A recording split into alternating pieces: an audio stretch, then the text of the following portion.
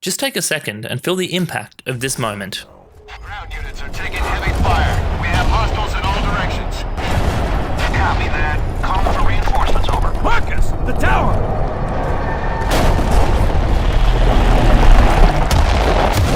Take cover! Okay, are you ready for the video? Screen shake or camera shake is a technique used in games where the camera is moved in a way so as to simulate the player's screen shaking back and forth. It is often accomplished by either translating or rotating the camera from a point and is used in a variety of ways to add polish to video games. Screen shake is not a new concept. It was all the rage a few years ago when people were going crazy with it, but it has stood the test of time as a way of making our games feel much more alive and impactful. And it has really developed over the last decade to a refined and powerful tool in the game maker's toolkit. In this video, we are going to go over a bunch of ways that a robust screen shake system can interestingly affect the games we play and enriches the player experience. What is screen shake used for? And what does that look like? And what are some varying different ways that it gets used? Let's find out.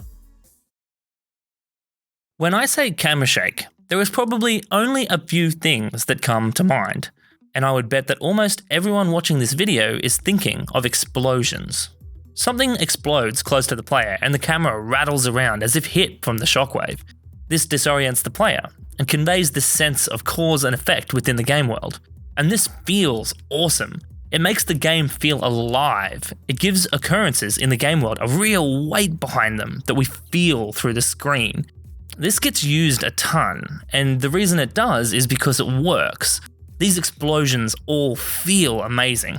Just look at Broforce. Levels are littered with barrels and tanks and enemies that explode and give the camera this satisfying kick. Then at the end, you jump onto the chopper and the ground underneath you explodes as you fly away. It's awesome. And this is the first thing that I want to talk about when it comes to screen shake. Using screen shake for impact. We will get to some more abstract and interesting uses later, but impact is the most obvious thing we can think of, and it is probably what we are most familiar with. So let's look at some examples. We just spoke about explosions that shake the game world. Impact can also happen to the character. If a character takes damage, they could flash red or make a noise, but we could also sell this impact with a short, violent shake of the camera that replicates getting jostled and knocked around. This could also work as a form of feedback of how much damage is being caused by adjusting the magnitude of the screen shake to the amount of damage dealt. Maybe the player is the source of the force of impact. A perfect example of this is shooting. Shooting often feels better with screen shake, like here in Gears of War. Just look at this gunfire. It's tactile and it feels weighty and heavy and amazing. Similarly, in The Witcher 2, when you contact an enemy with your sword, Geralt would feel that through the hilt of the blade, and so the screen shakes ever so slightly. This makes the sword swings feel like they are damaging the enemy more, as well as communicates to the player that they are doing damage. Swinging against a blocking opponent or a shield does not have this sharp, jostling effect on the camera.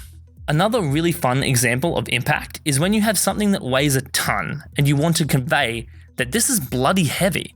This 3-point landing in the power armor in Fallout 4 and 76 is a perfect example. You go from a bag of flesh that dies from falling to being wrapped in a thick suit of armor that in comparison is almost impenetrable. Now when you jump off things, not only will you survive, but you are treated to this huge impact from falling that makes you feel just how heavy the suit is, and you animate into this 3-point landing. You can make use of screen shake in more abstract games as well. Hearthstone uses screen shake to really sell the feeling of the player taking damage, despite being a card game. Ultimately, as long as you want to sell some form of impact, we can probably utilize screen shake in some way to make that action feel more substantial and real. And this kind of shaking from impact is epitomized no better than in games like Tomb Raider or Uncharted, when everything is crumbling around you and you have to escape something like this collapsing building.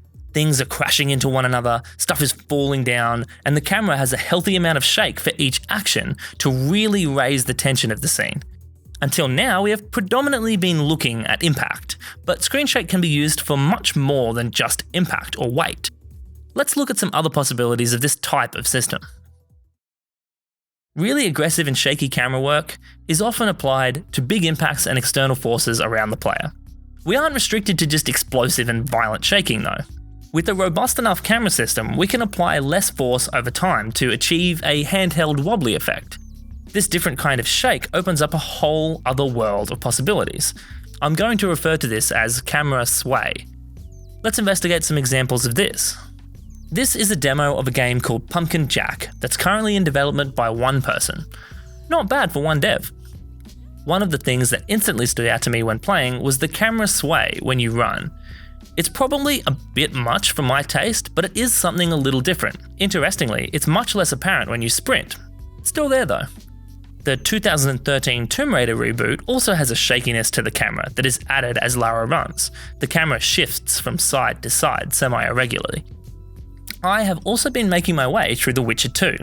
Camera sway isn't implemented all that much throughout the usual gameplay, but it does get used here after a quest when you are drinking with soldiers. You end up drunk from the happenings, and the camera sways back and forth to show how intoxicated Geralt is. And this is one of two common tactics that gets used when the player isn't feeling fully themselves. Camera sway will be implemented usually with a screen space effect like blur or distortion, whether this condition is from poison, or some form of stun, or from intoxication. Going back to Tomb Raider, Crystal Dynamics also takes advantage of this camera sway idea in many other places. One example of this is the Wind Temple, that is one of the challenge tombs. You come out of this cavern onto this bridge lodged into a canyon. Wind whips around you as you cross, and you enter this rickety old temple where the shutters have been locked open, letting the wind tear through the inside. The whole time the camera has this motion as if it is being buffeted around by the wind. So we have violent shaking, and we have gentle swaying. What else can we do with the camera shake though? Let's have a look.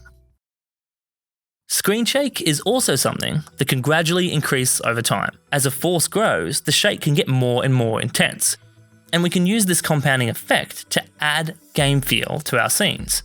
Mafia 3 takes advantage of the camera's ability to convey a sense of increasing force when you are tearing around the streets of New Bordeaux in your 60s sports car. When you really start to max out the speed of the vehicle on a straight, the camera starts to sway and judder around, channeling the high-stakes tension of the moment.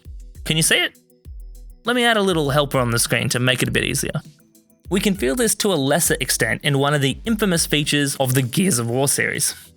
As one of the original chest-high wall simulators, there is a desire for the game to feel dangerous, like you are deep within a firefight, risking your life to thwart the invading aliens. So when the player isn't crouching in cover, they may be sprinting between cover. And these short dashes are complemented by this heavy screen bob. This makes the action feel much faster and more erratic, and the camera pulling in close makes it feel claustrophobic. This combined with the bullet fire of enemies around you adds a heaped spoonful of tension to the scene.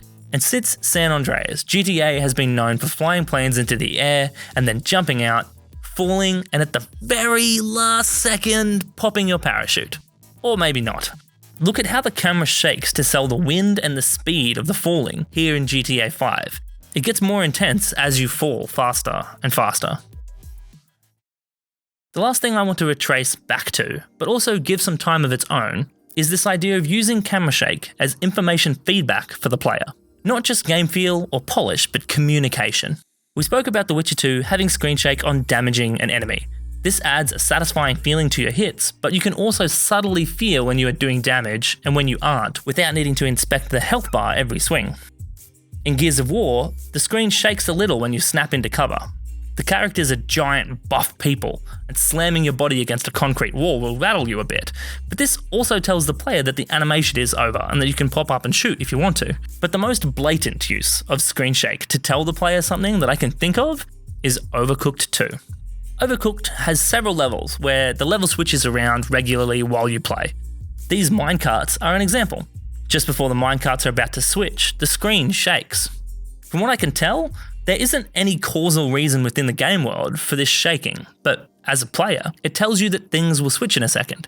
This is key to the timing of some levels because you may need to grab ingredients before the side switch, or you may need to reposition yourself or finalize other actions before the level switches around. Here's another level where the screen shake gets more intense the closer it gets to these land bridges disappearing and switching out. And here's a level from the Surf and Turf DLC where the screen shakes just before the kitchen swaps and changes which side has the cutting boards. adding a sense of rhythm to the level, which is communicated somewhat through screen shake. There are a bunch of different ways that we can use screen shake to benefit our game outside of just the usual and obvious ones like explosions. We've covered a few in this video, but there is so many more ways that you can use it, and there's no harm in just being a bit creative as well. If you click the subscribe button, I'll give you 10 points, as long as you ask for them in the comments below. Thanks for watching, and I'll see you in the next one.